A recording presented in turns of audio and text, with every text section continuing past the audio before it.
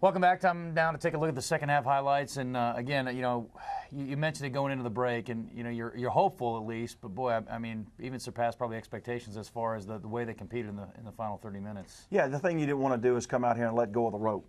Challenge the coaches to continue to be aggressive.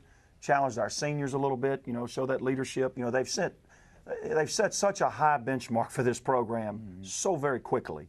And, would have been ashamed if we'd have came out here in the second half and just laid down. And we didn't do that. And we competed very hard and really out-competed Montana in the second half. And, give those guys credit. They kept battling back. They matched the score for our score. But our young men showed a lot of character, a lot of heart, and very proud of that. And this senior class will leave just an incredible legacy to be able to take us to a place like this.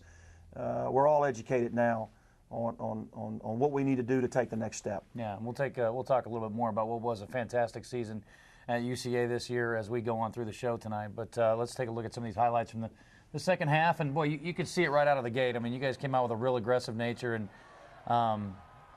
really, that was not exactly the best effort in the second half. But saw several great hits and much more sure-handed tackling, and really you talked about assignment football too, Coach. Much better on that in the second half as well. No question, and right here though, early we lose contain.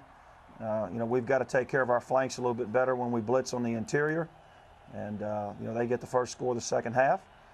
We come back here, a nice throw and catch here to senior Isaiah Jackson from Conway. His last play coming up here in just a minute makes another fine catch on a wheel route, but.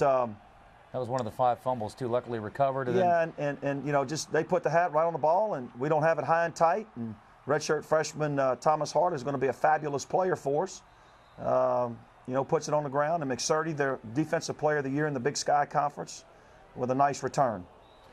And Hawkins right there. No, that's Larry Duvall. Oh, Larry Duvall, excuse me. Yeah, Larry, the junior from Mariana. And then right here they try to run a tunnel and go. And senior Jarrell McKnight with his second interception of the game. Back on offense now and backed up against that very loud end zone. And, boy, a great throw to Isaiah Jackson. Looked like a fairly innocuous play, but apparently Isaiah took a tough shot there and wouldn't be able to come back in the game. But great catch. Probably a concussion. Didn't remember a whole lot. But Brett Soft here, the junior from Mays, Kansas. Nice job by Brett adjusting the route.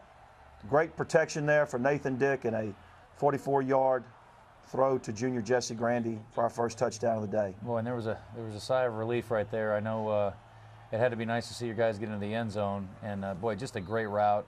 And Nathan Dick continued to pour it on. Really didn't have much from an offensive standpoint in the first half as far as passing goes, but a great throw and catch right there, back shoulder throw to Al Lasker. And what a nice adjustment to the football and bringing it in. Very physical in the finish. And that would be the last play.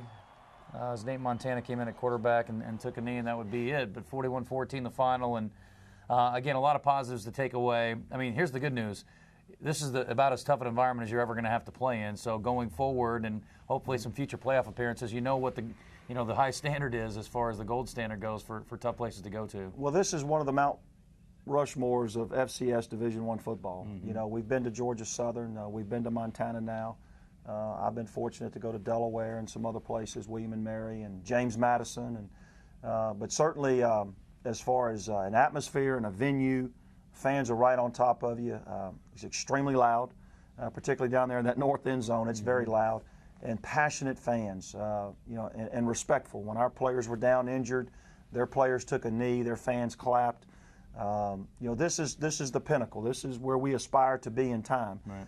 This was another year where we could put another skin on the wall and a notch in our belt, and we all learned quite a bit throughout the season and, of course, today of what we need to do to take the next step, because the end game goal is to win a Division I national championship. And the day that changes is the day I need to go sell widgets. And so we'll take all the positives we can. We'll learn from it. And we'll put another block in the foundation and move forward with our 2012 team. Well, a lot of accolades to look back on from the year. 9-win season.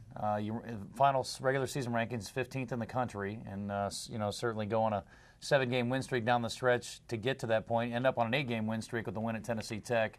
A lot of things to be proud of for you personally. 89th career win at UCA, continuing to be the winningest coach at the school. But just a lot of things to look back on. A lot of all-conference guys, second in the conference, and just one loss in conference play. A lot of things to be very proud of. Well, we finished 9-4, and we lost to 4 conference champions. We lost to the Big Sky champions, Montana out here, of course, Sam Houston, Louisiana Tech, who won the WAC, and Arkansas State, who won the Sun Belt. So really nothing to hang your head about, with those 4 losses. But a lot of positive things happened to this team. I want to credit our senior class with the leadership they provided, because certainly in September things could have come unraveled in a hurry.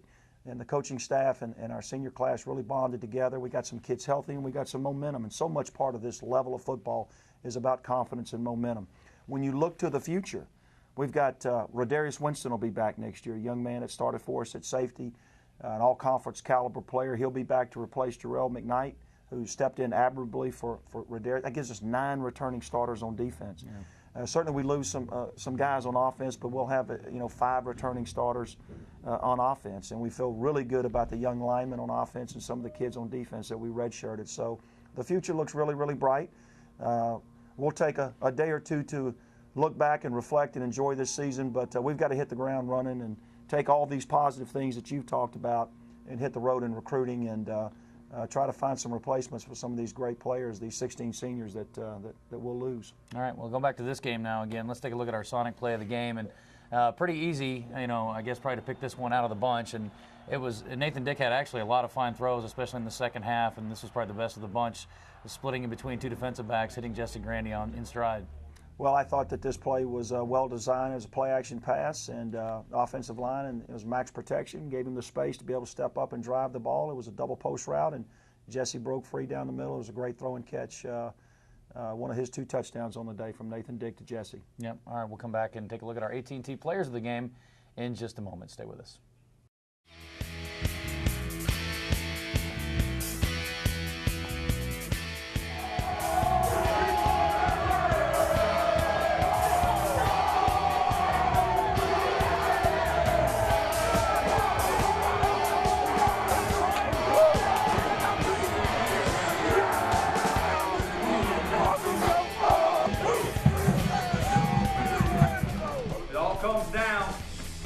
Together as a team, fellas. That's what it all comes down to. We're going to play together, we're going to play hard, and we're going to play physical. I'm determined to give my all for my brothers. I will make no excuses and be accountable to my brothers. And I have the responsibility to be a warrior for my brothers. I'm extremely proud of you. We're all disappointed. We're all disappointed. But I'm very proud. Your senior class, you set a bar so high and a benchmark, taking us to places that we never thought we'd have a chance to go. We'll learn from it. You just can't spot a good team 17 points, right? I mean, it's tough. It's tough. And, we made some mistakes in the first half, assignments and ball security. But when you go on the road and you get this deep in it, we got to, we just got to play a little cleaner in all, in really all 3 phases. I'm really proud of you. You guys laid it out there best you could. What a great run, what a great year. Don't let this diminish what you did. You seniors, you walk out of here with your head high. I'm telling you now, you put that bar way up there. You underclassmen that are here and the ones that aren't here, this is where we want to be, right? This is where we want to be all the time. And it's not easy. Don't expect to be here, but don't think it just happens. You got to work for it. You seniors, you brought us through a transition when you knew you couldn't go to the playoffs. Now you've taken us to one of the Mount Rushmore places in all of college football. I'm disappointed. We didn't play better. I'm sorry. You guys, we can get out of here on top, but it is what it is. Don't let it diminish what we've done and what we're building here. I'm proud. Our Father, who art in heaven, hallowed be thy name. Thy kingdom come, thy will be done on earth as in heaven. Give us this day our daily bread, and forgive us our trespasses, and forgive us our trespasses against us. Lead us not into temptation, but deliver us from evil. For thine is the kingdom, power, and glory forever. Time now to take a look at our AT&T players of the game. We'll start on offense, and boy, with that great second half, it would just be wrong to give it to anybody besides Nathan Dick, who, Coach, we saw him make a lot of great throws, and maybe a while before we have a quarterback on campus that throws it quite as well as he did this year. Great senior campaign, and he really kept it off with a great second half. He certainly did. 26 of 40 for 265, I believe, and 2 touchdowns. He did have one critical interception there, but really competed in the second half. And, the other thing, too, is you go back and look at his body of work this year, just incredible. Where that young man came from 3 years ago, and the hard work he did physically to transform himself into a better athlete, and, of course, making himself a complete quarterback this year. But a great second half performance by Nathan, and certainly a terrific career. And then our AT&T defensive player of the game, and you mentioned him earlier, and really very unselfish, switching positions this year to help the team out a little bit, and very versatile guy, but Jarrell McKnight with a great game. Yeah, Jarrell had 8 total tackles, 2 interceptions, another pass deflection, which was just about another interception.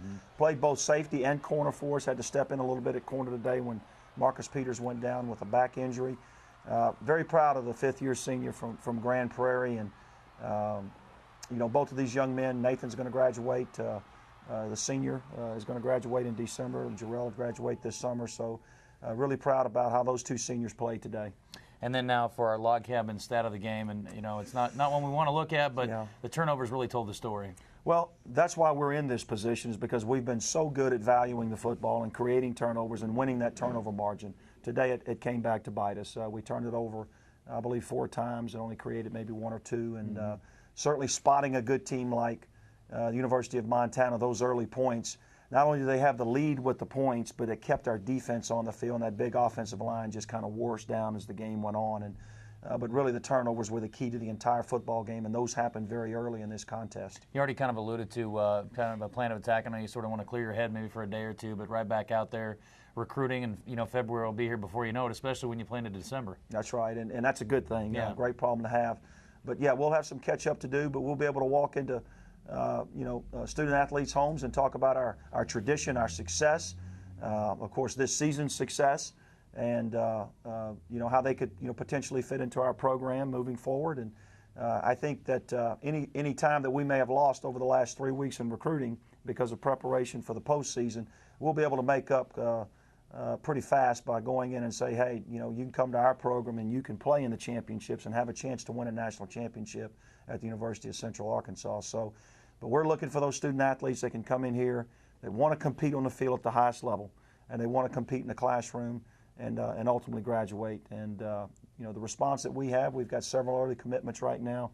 I think this will be a great recruiting class. Well, that and the fact that you've got some new facilities to introduce here coming up this next fall too. So I mean, a lot of positive things happening, and boy, a lot to look forward to next year when you look at what's coming back. Well, we're undefeated on the turf, on the stripes, and we're building 12 luxury skyboxes and suites on the east side of the stadium that'll be complete after we return back from Ole Miss next year to open our 2012 campaign.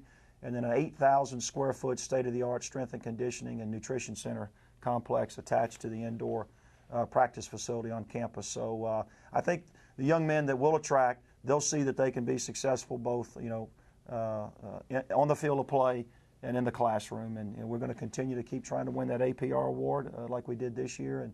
And certainly just a lot of momentum and a lot of positive things happening in football at the university. Well, I just fear for the kids. Coach Briscoe's got a new playground, and that means there's going to be a lot of good work going on from a strength and conditioning standpoint, but it'll certainly be great for the program going forward. This is our last show of the year now, Coach. Unfortunately, I hate to see it come to an end, but it has been an unbelievable run. I want to thank you, and I know we want to certainly thank our sponsors, but it has been, it didn't quite end like we'd hoped, but it was a fun season for you and the staff and the kids, I'm sure. Absolutely, 13 weeks. 9-4 overall, but it's been a pleasure doing this with you. I guess this is our 5th or 6th year. I know Sully's been a big part of this. I want to thank Kirby, Channel 6, obviously Dr. Brad Teague, Tom Courtway, our president, KETV, all those that have made this possible so that we could get our message. We still believe that we're one of the best kept secrets in all of college football. And this show, our radio show down at JJ's, down in downtown Conway, are the conduits and the streams to help us get our message out. And we'll be back here. There's no doubt in my mind. And hopefully it's next year. But appreciate you and all the help promoting that you do, and all of our sponsors that make this show such a successful avenue to be able to get our message out about the university and our football program. All right, well, certainly already looking forward to 2012, Coach. Can't wait to be back with you again. And, looking forward to getting back on the stripes, too. And I would say, we would love to play a team like Montana again in the playoffs. but maybe we can get them in Conway next time. Well, we'll have to play a little bit better during the regular season, but that's a good vision. There you go. There's a goal to have. Well, we appreciate everybody tuning in through the season, and we look forward to being with you again next season on the Central Arkansas Football Report.